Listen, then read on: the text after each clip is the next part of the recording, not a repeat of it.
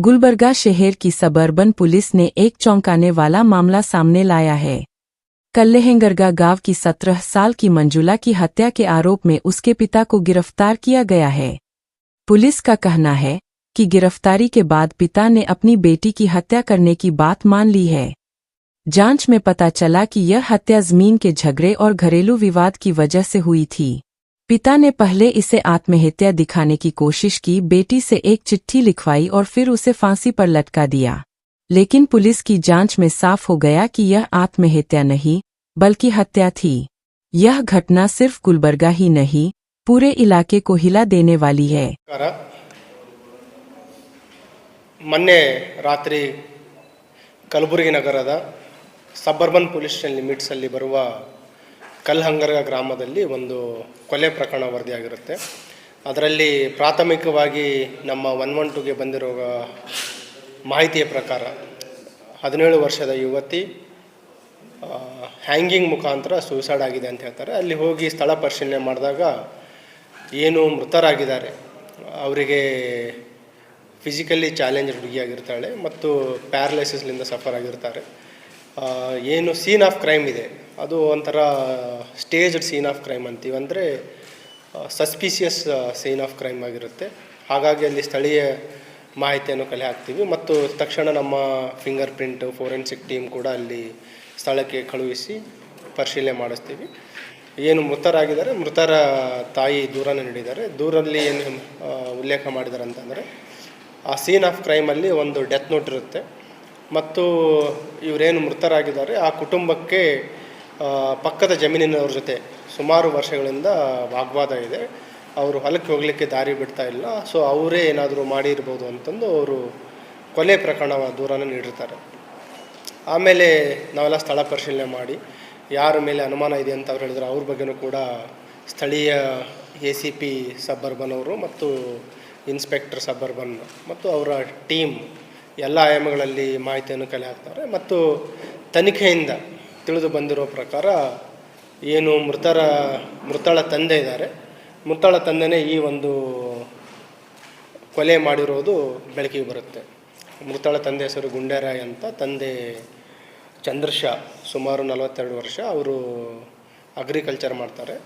ಅವ್ರಿಗೂ ಕೂಡ left leg physically challenge ಇದ್ದಾರೆ. ಅವರು ಚಿಕ್ಕ ವಯಸ್ಸಲ್ಲೇ ಸ್ಕೂಲಲ್ಲಿ ಬಿದ್ದು ಅದನ್ನು ಗಾಯ ಆಗಿದೆ. ಈ ಅವರ ವಿಚಾರಣೆಯಿಂದ ತಿಳಿದು ಬಂದಿದ್ದೇನೆಂತಂದರೆ ಏನು ಈಗ ಸುಮಾರು ವರ್ಷಗಳಿಂದ ಈ ಜಮೀನಿನ ವಿವಾದ ನಡೀತಾ ಇದೆ. ಅದಕ್ಕೆ ಒಂದು ತಾರ್ಕಿಕ ಅಂತ್ಯ ಹಾಡಲಿಕ್ಕೆ ಒಂದು ಏನು ಫಿಸಿಕಲಿ ಚಾಲೆಂಜಿನ ಮಗಳಿದ್ದಾಳೆ, ಅವಳನ್ನು ಬಳಸ್ಕೊಳ್ಳಲಿಕ್ಕೆ ಟ್ರೈ ಮಾಡ್ತಾರೆ. ಡೆತ್ ನೋಟ್ ಬರೆದಿದ್ದು ಕೂಡ ತಂದೆನೇ. ಅದರಲ್ಲಿ ಕೆಲವು ಬ್ರೋಕನ್ ಸೆಂಟೆನ್ಸಸ್ ಮುಖಾಂತರ ಡೆತ್ ನೋಟ್ ಬರೆದಿದ್ದಾರೆ ಮತ್ತು ಆಮೇಲೆ ಅದರಲ್ಲಿ ಸೈನ್ ಮಾತ್ರ ವಿಕ್ಟಿಮ್ ಏನು ಮೃತಳಾಗಿದ್ದಾಳೆ ಅವಳು ಸೈನ್ ತೊಗೊಂಡಿದ್ದಾರೆ. ಅದರಲ್ಲಿ ಇವರ ಸಾವಿಗೆ ಬೇಸಿಕಲಿ ಸೂಯಿಸೈಡ್ ಥರ ಬಿಂಬಿಸಲಿಕ್ಕೆ ಟ್ರೈ ಮಾಡಿದ್ದಾರೆ ಅವರು. ಆತ್ಮಹತ್ಯೆಗೆ ಪ್ರಚೋದನೆ ನೀಡಿದ್ದು ಆ ಪಕ್ಕದ ಜಮೀನವರು ಅಂತ. ಇದು ಆ ಯುವತಿಗೆ ಯಾವ ರೀತಿ ಇವರು ಕನ್ವಿನ್ಸ್ ಮಾಡಿದ್ದಾರೆ ಅಂತ ನೋಡಿದರೆ, ಈ ಸುಮಾರು ವರ್ಷಗಳಿಂದ ಈ ಜಮೀನಿನ ವಾದ ಕೊನೆ ಆಗ್ತಾ ಇಲ್ಲ. ಸೊ ನೀನು ನಾನು ಪ್ರಾಣ ಕಳ್ಕೊಳ್ಳೋಣ, ಅಟ್ಲೀಸ್ಟ್ ನಮಗೆ ಏನು ಮಗ ಇದ್ದಾನೆ, ಈಗೇನು ಇವರು ಆರೋಪಿ ಇದ್ದಾರೆ, ಆರೋಪಿಗಳಿಗೆ ಒಟ್ಟು 3 ಜನ ಮಕ್ಕಳಿದ್ದಾರೆ, 2 ಹೆಣ್ಮಕ್ಳು ಮತ್ತು 3ನೇವನು ಹುಡುಗ ಇದ್ದಾನೆ, 5ನೇ ತರಗತಿಯಲ್ಲಿ ಓದ್ತಾ ಇದ್ದಾನೆ.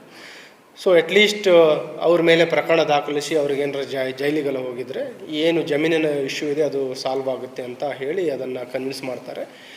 ಸೊ ಅಲ್ಲಿ ಹುಡುಗಿಗೆ ಮಗಳಿಗೆ ಹೇಳಿದ್ದೇನಂತಂದರೆ, ನೀನು ಆತ್ಮಹತ್ಯೆ ಮಾಡ್ಕೊ, ನಿನ್ನ ಜೊತೆ ನಾನು ಆತ್ಮಹತ್ಯೆ ಮಾಡ್ಕೊತೀನಿ. ಆ ರೀತಿ ಡೆತ್ ನೋಟಲ್ಲಿರುವಂಥದ್ದು ನಮ್ಮಿಬ್ಬರ ಸಾವಿಗೆ ಇವರು ಪಕ್ಕದ ಜಮೀನವರು ಕಾರಣ ಅನ್ನೋ ರೀತಿ ಬರೆದಿದ್ದಾರೆ. ಸೊ ಇವಳಿಗೆ ಏನು ಕಂಪ್ಲೀಟ್ ಅದನ್ನು ಸೀನ್ ಆಫ್ ಕ್ರೈಮಲ್ಲಿ ಏನೇನು ಈ ಬ್ಯಾರಲ್ ಯೂಸ್ ಮಾಡುವಂಥದ್ದು, ಪ್ಲಾಸ್ಟಿಕ್ ಬ್ಯಾರಲ್ ಯೂಸ್ ಮಾಡಿದ್ದಾರೆ, ಹಗ್ಗ ಯೂಸ್ ಮಾಡಿರುವಂಥದ್ದು, ಪ್ರತಿಯೊಂದಕ್ಕೂ ಇವರು ಅರೇಂಜ್ ಮಾಡಿರುವಂಥದ್ದು. ಮತ್ತು ಹ್ಯಾಂಗ್ ಆದ ನಂತರ ಮನೆ ಬಿಟ್ಟು ತಪ್ಪಿಸ್ಕೊಂಡು ಹೋಗಿ ಮತ್ತೆ ಇವರು ಸ್ನೇಹಿತರ ಜೊತೆ ಹೋಗಿದ್ದಾರೆ. ಯಾವುದೇ ರೀತಿ ಇವರಿಗೆ ಮನೆಯವ್ರಿಗೆ ಗುರ್ತಿರ್ಲಾರ್ದ ರೀತಿ.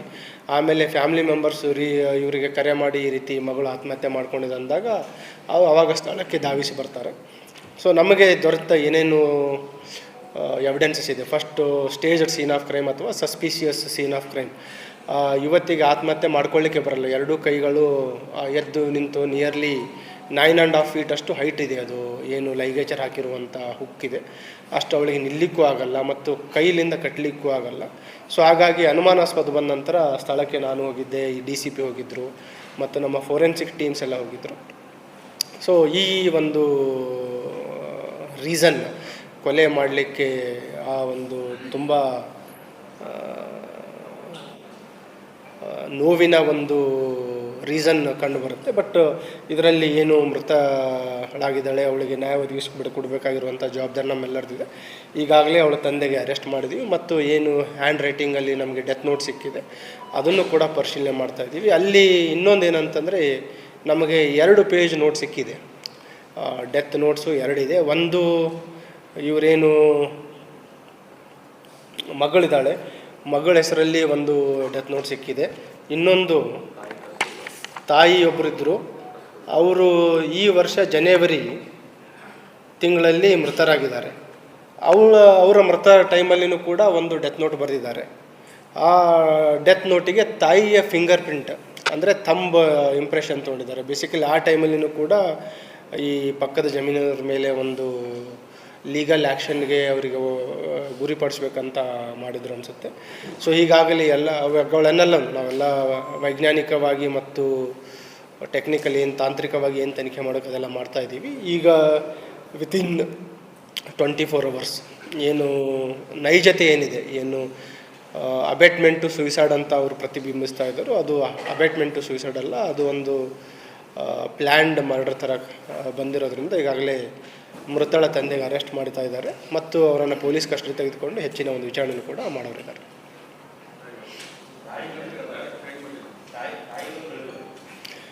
ಇಲ್ಲ, ತಾಯಿ ಅದು ಬೇರೆ ಯಾರ್ದು ರೋಲ್ ಇಲ್ಲಿವರೆಗೆ ಕಂಡು ಬಂದಿಲ್ಲ.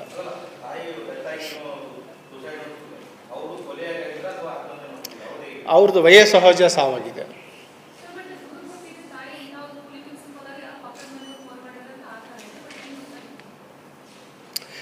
ತಾಯಿನೂ ಕೂಲಿ ಕೆಲಸ ಮಾಡ್ತಾರೆ, ಮನೆ ಬಾಗಿಲು ಹಾಕಿರಲಿಲ್ಲ.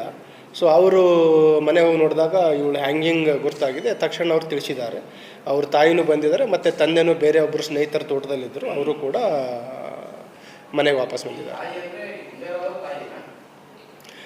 ಹಾಂ, ಗುಂಡೇರಾಯ್ ತಾಯಿ, ಅಜ್ಜಿ.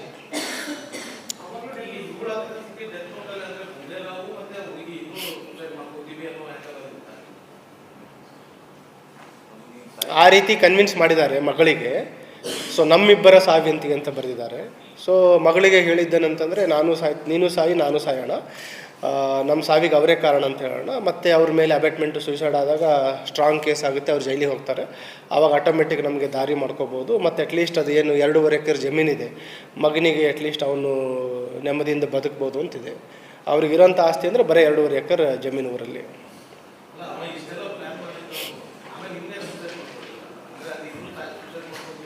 ಬೇಸಿಕಲಿ ಪ್ಲ್ಯಾನ್ ಅಂದರೆ ಮಗಳಿಗೆ ಮಾತ್ರ ಮಾಡಿಸ್ಬೇಕು ಅಂತಿರೋದು.